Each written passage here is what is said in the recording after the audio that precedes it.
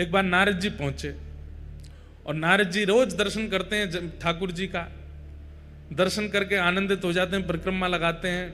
कभी ठाकुर जी की माला जी मिल जाती है, कभी ठाकुर जी का उपरना मिल जाता है, कभी ठाकुर जी के इत्र प्रसादी मिल जाती है, कभी ठाकुर जी का चंदन प्रसाद मिल जाता है।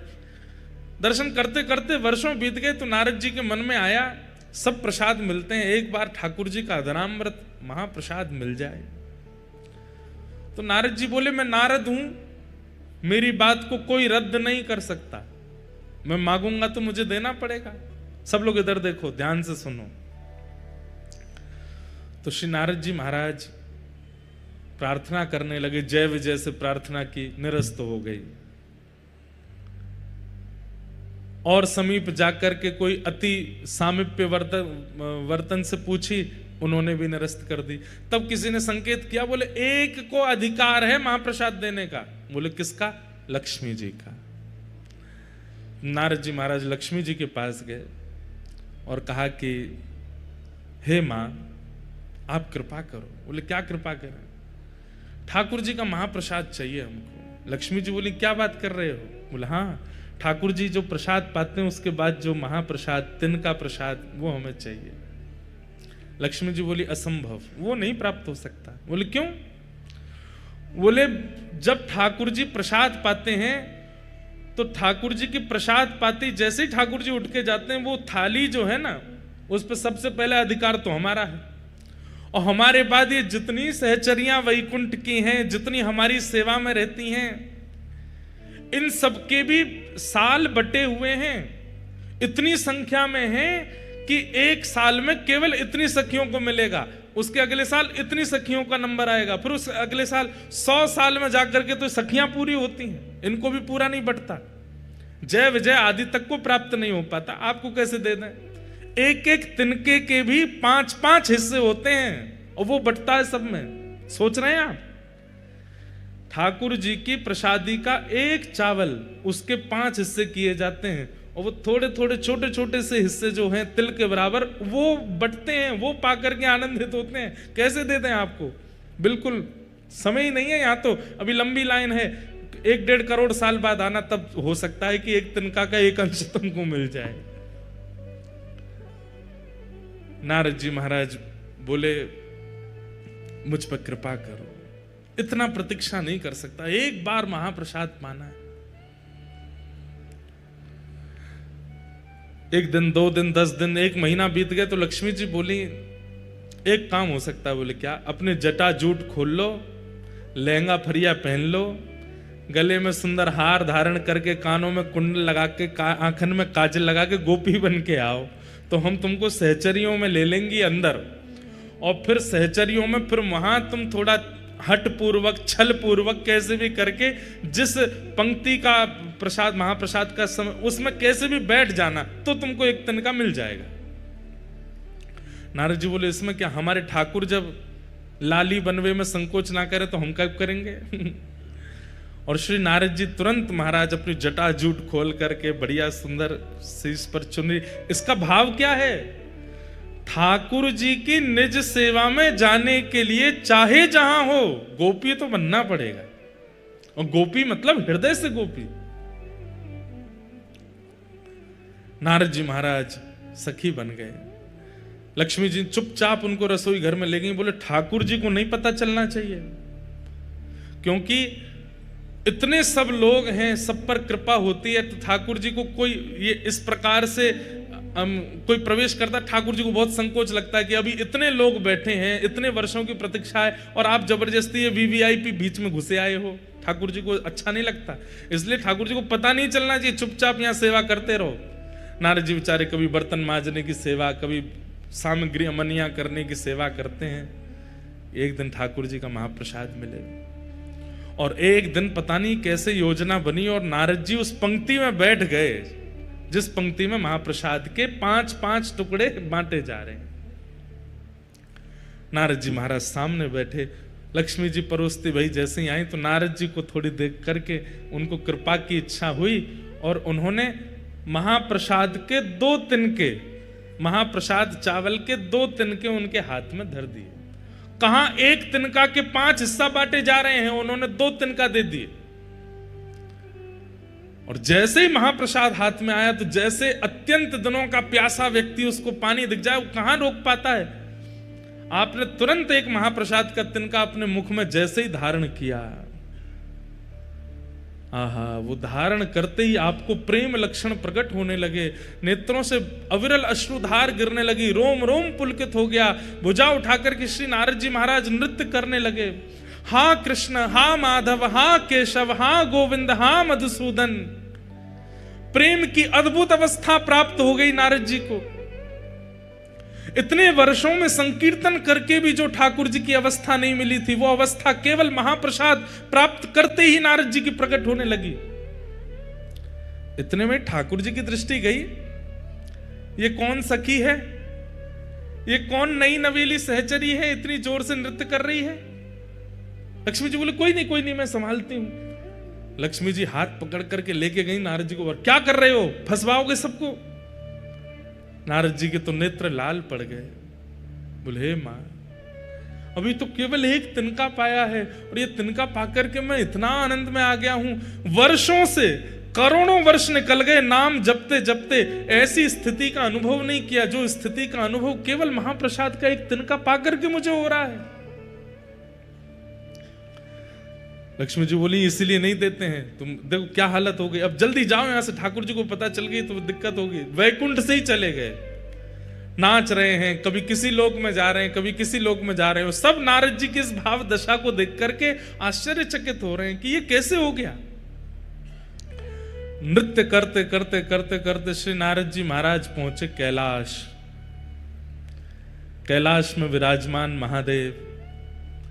बाकी सब तो नारद जी का नृत्य देख करके अनुमान लगा रहे हैं कि हुआ क्या है, लेकिन महादेव तो महादेव हैं, वो तो देखते ही पहचान गए। नारद जी नृत्य कर रहे हैं, भुजा उठा करके तुरंत महादेव गए और महादेव जाकर के हाथ जोड़ के बोले, हे मेरी गृहिणी के गुरुदेव, हमारी पार्वती जी पत्नी के गुरुदेव हो आप। हमें पता है कि कोई अद्भुत पूंजी मिली है ठाकुर जी की और उसी से ये भावावेश आपके चित्त में आ रहा है। अब प्रतीक्षा नहीं हो रही है, जल्दी हमें प्रदान कर दो। नारद जी बोले मेरे पास नहीं है। बोले मुझे सब दिख रहा है, हाथ में दबाए बैठे हो, एक तिनका पा लिया, एक अभी बचा, ये हमको दे दो। नारद जी बोले प्रभु बस इच्छा नहीं हो रही है, इसके प्रति तो स्वार्थ हो रहा है कि मैं कैसे दे दूं आपको। शंकर जी बोले अच्छा तो फिर आगे तुमको बहुत काम पड़ेंगे हमसे, फिर क्या करोगे। अरे भाई हम भी महादेव हैं, एक हम पे भी कृपा कर दो। अकेले नृत्य करने में क्या सुख मिलेगा, हमें दे दोगे तो हम भी नृत्य करेंगे, दोनों फिर साथ में नृत्य करेंगे, यमुना पुलिन पर नृत्य करेंगे, समुद्र तट पर नृत्य करेंगे, कैलाश की चोटियों पर नृत्य करेंगे, एक से दो भले। नारद जी बोले हाँ ये तो ठीक है, अकेले नृत्य करने से ज्यादा सुख तो एक संग में और हो जाए तो और सुख मिलेगा। तुरंत नारद जी ने वो महाप्रसाद का एक तिनका महादेव को दिया और जैसे ही महादेव ने पाया तो जो दशा अभी तक नारद जी की वो महादेव की भी हो गई। जटाजूट खोल करके महादेव भी भुजा उठा करके कभी नारद जी के गले में गलवैयां डाल करके नृत्य करें और नेत्रों से अश्रुपात हो रहा है। प्रेम लक्षणा भक्ति प्रकट हो गई दोनों के चित्त में। कभी यमुना तट पर, कभी गंगा तट पर, कभी नर्मदा तट पर, कभी समुद्र तट पर, कभी हिमालय की चोटियों पर, कभी किसी लोक में, कभी किसी लोक में, बस विचरण करके भावावेश में नृत्य कर रहे हैं। पार्वती जी बोली महादेव को हुआ क्या है, भावावेश में रुदन करते रहते हैं, नृत्य करते रहते हैं, इतने आनंद में छके पगे हमने पहले कभी नहीं देखे। महादेव आनंद में तो हमेशा रहते हैं, लेकिन महादेव का आनंद कैसा है, प्रकट नहीं करते हैं, अंदर ही अंदर इंट्रोवर्ट है महादेव, नेत्र बंद करके बैठे रहेंगे। लेकिन अब महादेव की स्थिति ऐसी है कि जो आनंद हृदय का है वो प्रकट हो रहा है। अरे कहां तक कहें, नारद जी और महादेव का जो दर्शन करता है वो भी नृत्य करने लगता है, उसके चित्त में भी वही भाव प्रकट हो जाता है। परंतु पार्वती जी समझ गई कि कुछ तो इन्हें ऐसा मिला है जिसके कारण ये ऐसे हो रहे हैं। महादेव से पूछा, महादेव ने तो उत्तर नहीं दिया, तो सीधे नारद जी के चरण पकड़े, गुरुदेव आपने क्या दिया है इनको, कुछ तो आपने खिलाया है, कुछ तो आपने ऐसा बताया है या कुछ तो आपने दिखाया है जिससे ये ऐसे हो गए, मुझे भी दिखाओ, मुझे भी बताओ, या मुझे भी खिलाओ। आनंद में छके छके नारद जी के मुख से निकल गया, बोले अरे देवी क्या बताए, बहुत तप करना पड़ता है, तब जाकर के ठाकुर जी का अधरामृत 2 तिनका महाप्रसाद का मिलता है, उसको एक नारद जी पाते हैं, दूसरे आपके पतिदेव पाते हैं, तो ये भाव दशा होती है। बोले 2 ही तिनका थे? बोले हाँ। एक आपने पा लिया? बोले जी। और एक? बोले एक इनने पा लिया। तो इन्होंने हमको क्यों नहीं दिया? 1 के 2 तिनका भी तो हो सकते थे, और हमने तो सुना वैकुंठ में 1 के 5 तिनका होते हैं, तब बांटा जाता है। नारद जी बोले अब तो माहौल गर्म हो रहा है, तो धीमे से बोल गए, हमने तो कही थी इनसे 1 के 2 कर दो, हम तो इनको बोल के गए थे, और हमने 1 के 2 नहीं, हमने 1 के 4 कही थी, कार्तिकेय गणेश जी को भी खिला देना, लेकिन इनके मन में स्वार्थ आ गया, अकेले ही पा गए पूरा। और ऐसा कह के नारद जी तो वहां से चलते बने, नाच रहे हैं, महादेव बोझा उठा के, पार्वती जी सामने क्रोध में खड़ी हैं। आपको गुरुदेव कह के गए थे कि 2 तिनका कर लो, फिर भी नहीं दिया मुझको, इतना स्वार्थ आपके चित्त में आ गया है। अरे वैसे सब मिल बांट करके रहते हैं, लेकिन ठाकुर जी का अधरामृत मिला, अकेले पा गए, एक बार भी नहीं सोचा कि थोड़ा इनको भी देते हैं। आपके गुरुदेव ने कब कहा कि 2 तिनका? मेरे गुरुदेव पे लांछन नहीं लगाओगे, वो कह के गए थे आपसे, बता के गए मुझको। कहां है तुम्हारे गुरुदेव? पता चली वो तो गए। अब तो यहां पार्वती जी नाराज हो गई, ना पा रही हैं, ना सो रही हैं, ना कुछ कर रही हैं।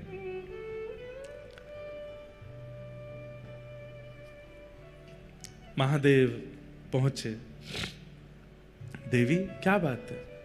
बोले मुझे भी महाप्रसाद चाहिए। तो महादेव बोले देखो, अब महाप्रसाद के लिए तो बहुत यत्न करना पड़ता है, तब जाकर के वो प्राप्त होता है। अब वो यत्न दोबारा कौन करेगा? मुझे नहीं पता, मुझे चाहिए।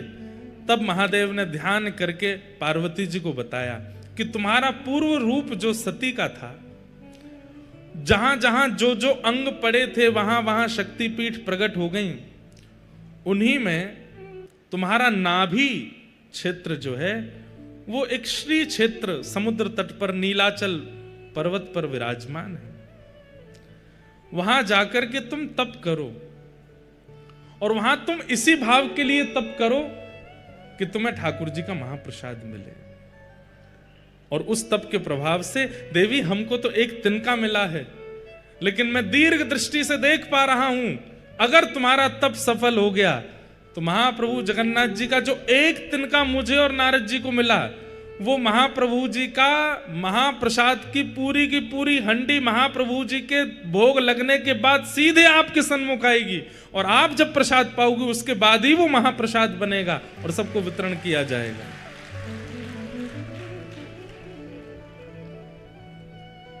वही पार्वती जी विमला देवी के रूप में आई, आकर के यहां बैठ करके तप किया। किसके लिए तप किया? आपका महाप्रसाद चाहिए। तब महाप्रभु जगन्नाथ जी ने आपको आज्ञा दी, हम जगन्नाथ रूप में यहां विराजेंगे, लक्ष्मी जी ही हमारी रसोई सिद्ध करेंगी। जिस महाप्रसाद को वैकुंठ में प्राप्त करना अति दुर्लभ है, उस महाप्रसाद को मैं अति सहज कर दूंगा इस जगन्नाथ क्षेत्र में। और देवी, वो प्रसाद जितनी विधियों से बनेगा, उसी विधि से बनता है महाप्रसाद यहां, जिस विधि से वैकुंठ में बनता है। मुझे पूरी विधि अभी भी अच्छे से पता नहीं, अंदर सामग्रियां कैसे धोई जाती हैं, कैसे अमनियां की जाती हैं, फिर उनको कैसे किन किन मंत्रों को बोल करके सामग्री डाली जाती हैं, फिर उसके बाद 9 हंडियां रखी जाती हैं। सबसे पहले ऊपर वाली हंडी पक करके तैयार होती है, ऊपर ठाकुर जी के सन्मुख, उसके पीछे भी बहुत विधियां होती हैं, तब जाकर के महाप्रसाद सिद्ध होता है। लेकिन महाप्रसाद तभी कहलाएगा जब वो मेरे बाद आपको भोग लगेगा। विमला देवी के भोग के बाद वो महाप्रसाद आनंद बाजार में आ जाता है और हम सबको प्राप्त होता है। ये महाप्रसाद है। इसलिए भैया, जगन्नाथ जी का नित्य दर्शन तो आप नहीं कर सकते, कोई राजस्थान से, कोई बंबई से, हम उत्तर प्रदेश से, कहां से आए हैं। और कलयुग में जन्म लेने वाले व्यक्ति को अगर अपना कल्याण चाहिए तो कलयुग के प्रधान देव जगन्नाथ जी का नित्य दर्शन करना पड़ेगा, तभी उसका उद्धार होगा, नहीं तो नहीं होगा। हम कैसे करें? रोज फ्लाइट ले लेके तो आ नहीं सकते। तो इसलिए महाप्रसाद जो है वो जगन्नाथ जी का ही रूप है। यदि उसे हम अपने साथ लेकर के जाते हैं और नित्य महाप्रभु जी का स्मरण करके प्रातः प्रथम अपने मुख में कुछ और धारण करना ही नहीं, सीधे महाप्रसाद ग्रहण करना है, तो नित्य जगन्नाथ जी के दर्शन का जो फल होता है वो हमें नित्य प्राप्त हो जाएगा। अच्छा, एक बात और, सुभद्रा जी के हस्त कमलों का दर्शन नहीं होता। जैसे हाथ बलराम जी के, जैसे हाथ श्री जगन्नाथ जी के, सुभद्रा जी के हस्त कमल के दर्शन नहीं होते। क्यों? ये दोनों वो जीवाचार्य हैं और ये जीव कृपा करने वाले ठाकुर जी हैं। तो मानो सुभद्रा जी ने दोनों के हाथ ऐसे पकड़ करके आगे कर रखे हैं, अपने हाथ छुपा रखे, छुपा नहीं रखे, दोनों भैयाओं के हाथ पकड़ रखे हैं। बलभद्र जी कह रहे हैं जो योग्य नहीं है, जो श्रेष्ठ नहीं है, जो नियम से नहीं रहेगा, जो पवित्रता का ध्यान नहीं रखेगा, मैं उस पर कृपा नहीं करूंगा। तो श्री सुभद्रा जी कहते हैं अरे भैया ऐसे नहीं, ये कलिकाल है, यहाँ तो आपको सब पर कृपा करनी पड़ेगी। तो एक हाथ श्री बलभद्र जी का सुभद्रा जी ने पकड़ा। ये नाटक शुरू करने लगे। ठाकुर जी बोले मैं भी सबन पर कृपा नहीं करूंगो, जो ऐसो नहीं होगो, जो नियम से नहीं रहते होगो, जो मेरो नाम जप नहीं करते होगो, जो मेरे वैष्णवन की सेवा पूजा नहीं करोगो, मैं वहां पे कृपा नहीं करूंगो। तो दोनों कृपा से जब पीछे हटने लगे तो सुभद्रा जी ने दोनों भैयाओं को पकड़ के दोनों के हाथ आगे किए। बोले नहीं, ये कलिकाल है और इस कलिकाल में आपको जीव के दोष भूल करके उन पर कृपा करनी पड़ेगी। तो सुभद्रा जी के हस्तकमल नहीं है ऐसा नहीं है, दोनों भाइयों के हाथ लेकर के सुभद्रा जी ने आगे किए हैं। ये हस्तकमल वो हस्तकमल दोनों आगे किए हैं कि आपको कृपा करनी पड़ेगी, आपको जीव को उद्धार करना पड़ेगा।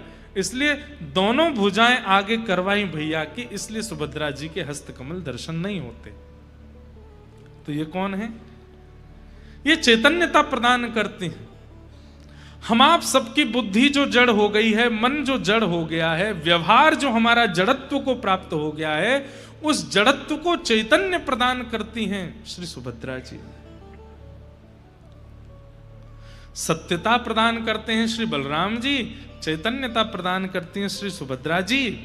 और जब जड़ चैतन्य हो जाता है, असत्य सत्य में परिवर्तित हो जाता है, तब महाप्रभु जगन्नाथ जी आनंद प्रदान करते हैं, सच्चिदानंद रूपाय। इसलिए सीधे महाप्रभु जी के दर्शन का विधान नहीं है, पहले बलभद्र जी, फिर सुभद्रा जी और फिर जगन्नाथ जी। और एक बात और, ये चतुर्व्यूह हैं, 3 नहीं है 4 हैं।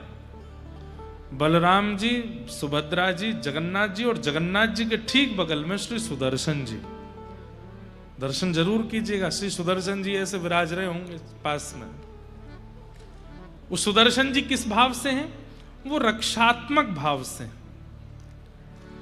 भक्त की भक्ति में रक्षा, जीव की संसार में रक्षा। इस संसार व्यवहार में कहीं हम इस संसार माया में चक्र में फंस ना जाएं, इसलिए सुदर्शन जी का दर्शन। तो चौथे हैं श्री सुदर्शन जी महाराज, चारों के दर्शन होते हैं। यही है सच्चिदानंद रूपाय, यही सत्य चैतन्य और आनंद है। और यही तीनों क्या करते हैं? बोले विश्वोत्पत्त्यादि हेतवे, विश्व की उत्पत्ति करना, पालन करना, संहार करना। अब देखो, अभी ऐसे चले थे, अब ऐसे चलेंगे। कैसे? विश्व की उत्पत्ति ठाकुर जी करते हैं, विश्व का पालन सुभद्रा जी करती हैं। कैसे? सुभद्रा जी मां है ना, मां ही तो विश्व का पालन करती है। यदि मां ना हो तो विश्व का पालन कौन करे? तो इसलिए विश्व की उत्पत्ति महाप्रभु जी करते हैं, विश्व का पालन मां करती है, सुभद्रा जी करते हैं। और विश्व का संहार बलभद्र जी करते हैं, शेषनाग करते हैं। विश्वोत्पत्त्यादि हेतवे और तापत्रय विनाशाय। और ये तो थे एक एक तीनों के गुण, पर ये तीसरे गुण तो तीनों के अंदर समान है। क्या? सामने आने वाले हर दर्शनार्थी के 3 प्रकार के तापों का नाश करते हैं। आदिदैविक, आदि भौतिक, आध्यात्मिक। ताप का मतलब क्या होता है? ताप का मतलब कष्ट। कष्ट निवृत्ति होती है। और एक बात, मैं हर कथा में एक बात कहता हूं कि ठाकुर जी कष्ट दूर नहीं करते, कष्ट से जूझना सिखाते हैं। छोटा बालक धीरे धीरे चलना सीखा है, धीमे धीमे चरण रखता है। अब उसके पैर इतने बड़े नहीं है कि वो सीढ़ी चढ़ सके, उसके पैर इतने बड़े नहीं है कि वो कुछ दहली लांग सके। तो पिता ने क्या सोचा, मैं घर में सीढ़ियां बनवाऊंगा ही नहीं, मैं घर में दहली ही नहीं रखूंगा, तो मेरे बालक को कभी पीड़ा नहीं होगी। ऐसा नहीं हो सकता। दहली तो रहेंगी, सीढ़ियां तो रहेंगी, बालक को अभ्यास करना पड़ेगा उन पर चढ़ने का और उनको लांघने का। ठीक वैसे ही बंधुओं, हम आप सब लोग बालक हैं, और ये संसार में आने वाले जितने भी आपत्ति विपत्ति हैं, ये सब दहलियां हैं, सीढ़ियां हैं।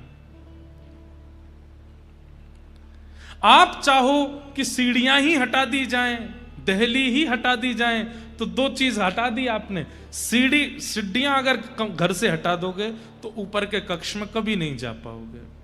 ऊपर का कक्ष मतलब नीचे का कक्ष जो है वो असुरक्षित होता है एक प्रकार से। जिन लोगों के घर नदी के किनारे हैं, बाढ़ आएगी सबसे पहले पानी कहां आएगा? नीचे वाले कक्ष में आएगा। घर में चोर प्रवेश करेंगे सबसे पहले कहां जाएंगे? नीचे वाले कक्ष में आएंगे। घर में सांप बिच्छू आदि अगर कोई प्रवेश कर गया सबसे पहले नीचे वाले, तो नीचे वाला कक्ष जो है वो असुरक्षित है। ऊपर वाला कक्ष जो है वो नीचे से थोड़ा सुरक्षित है। अगर सीढ़ी ही हटा दोगे तो फिर ऊपर कैसे जाओगे? इसका मतलब जीवन में कई ऐसे पड़ाव आते हैं, वो पड़ाव आपको नीचे के कक्ष से ऊपर के कक्ष में ले जाने के होते हैं। पर हम क्या करते हैं? हे बजरंगबली, ये जो पड़ाव मेरे जीवन में आया है, ये जो विपत्ति मेरे, इसको दूर करो। हनुमान जी कहते हैं, ले मोह क्या कर रहा हूं, ले हटा दूंगा। हनुमान जी महाराज सीढ़ी हटा देते हैं, हम खुश हो जाते हैं सीढ़ी हट गई। लेकिन वास्तविकता यह है कि आप ऊपर के कमरे से वंचित हो गए, आप और असुरक्षित हो गए हो। हमारी बात समझ में आ रही है? सीढ़ी नहीं हटानी है। और दूसरी बात दहली, अब तुम्हारे पांव छोटे, तुम दहली लांग ही नहीं पा रहे, तो दहली हटवा दोगे? नहीं। दहली हटवा दोगे तो छोटे छोटे जीवों का, छोटे छोटे हिंसक जीवों का प्रवेश बहुत सहज हो जाएगा जीवन में। ऐसी ये छोटी छोटी दहलियां हैं जीवन में। मां का नाराज हो जाना, पत्नी का नाराज हो जाना, बच्चों का बात ना मानना, जीवन में विपरीत अवस्थाओं का आना, ये सब छोटी छोटी दहलियां हैं, होनी चाहिए। ठाकुर जी ना तो दहली हटाते हैं ना सीढ़ी हटाते हैं, सीढ़ी चढ़ना सिखाते हैं और दहली लांघना सिखाते हैं। आपत्ति विपत्तियां जीवन से नहीं जाएंगी, उन आपत्ति विपत्तियों से जूझना ठाकुर जी सिखा देते हैं। मीराबाई के जीवन में जितने संकट हैं उतने संकट एक सामान्य व्यक्ति सह नहीं पाएगा, लेकिन मीराबाई को सहना सिखा दिया।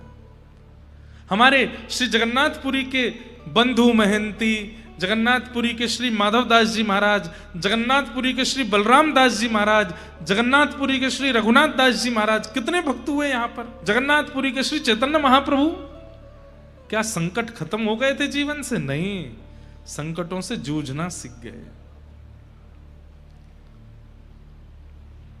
ठाकुर जी क्या करते हैं?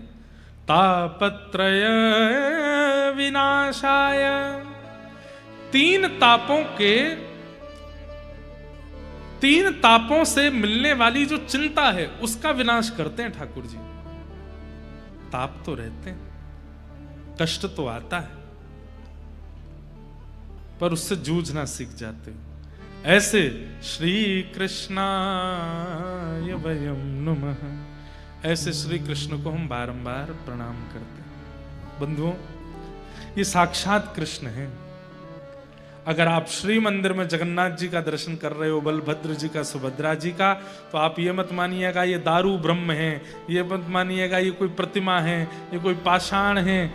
आपके नेत्रों ने साक्षात श्री कृष्ण को देख लिया है। अगर जगन्नाथ जी को देख लिया तो कलिकाल में श्री कृष्ण जगन्नाथ जी ही हैं। एक बात सुनिएगा, बहुत छोटी सी बताऊं। महाप्रभु जगन्नाथ जी साक्षात परमात्मा हैं, इसका प्रमाण क्या है? इसके अनेक प्रमाण बताए गए, लेकिन उसका एक बड़ा अद्भुत प्रमाण बताया गया है। क्या? कि वे जब जब रथ यात्रा के लिए, जब जब स्नान यात्रा के लिए, स्नान पूर्णिमा के लिए अपने श्री मंदिर ब्रह्म वेदी से निकल करके बाहर आएंगे, मंदिर से बाहर आते ही चाहे कैसा भी मौसम हो, एक बूंद तो आकाश से वर्षा की गिरेगी। ये प्रमाण है जगन्नाथ जी का कि वो परमात्मा है। अभी बाहुड़ा यात्रा हो रही थी, जब जगन्नाथ जी की रथ यात्रा, उल्टा रथ जब आता है, तो उस समय मैं दर्शन के लिए गया। जो महाराज जी मंच पर बैठे थे, ये भी थे हमारे अभी भैया, ये भी थे साथ में, हमारे देवी भैया भी थे, और भी सब लोग थे साथ में। एक तो हम यहाँ आकर के यहीं के पंडा पुजारियों जैसी पोशाक पहन लेते हैं, तो सबको लगता है यहीं के पुजारी जी हैं ये। इतने पुजारी